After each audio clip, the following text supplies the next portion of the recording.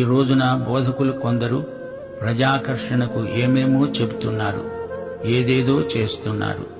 ప్రజలైతే ఈ బోధకుల దగ్గరికి వస్తున్నారు గాని దేవుని దగ్గరికి రావటం లేదు. ఇదెంతో శోచనీయమైన సంగతి. ప్రజలలో దేవుని వాక్యం మీద శ్రద్ధ రాను రాను ఈ రోజుల్లో తగ్గిపోతున్నట్లు కనిపిస్తోంది. దేవుణ్ణి ప్రేమించేవారు దేవుని వాక్యాన్ని ప్రేమిస్తారు. బోధకులు కూడా ప్రజలకు మారుమనస్సు కలిగించే ప్రసంగాలు చేయాలి గాని ప్రజలకు కాలక్షేపం బోధలు చేయకూడదు. యేసు ప్రభువు నీకు మారుమనస్సు దయచేస్తాడు. దేవుడు నిన్ను చూస్తున్నట్లు నిన్ను నీవు చూచుకోగలిగితే అదే మారుమనస్సు. ఎంత ఘోర పాపి అయినా దేవుని చేత క్షమించబడి మారు మనసు పొందవచ్చు.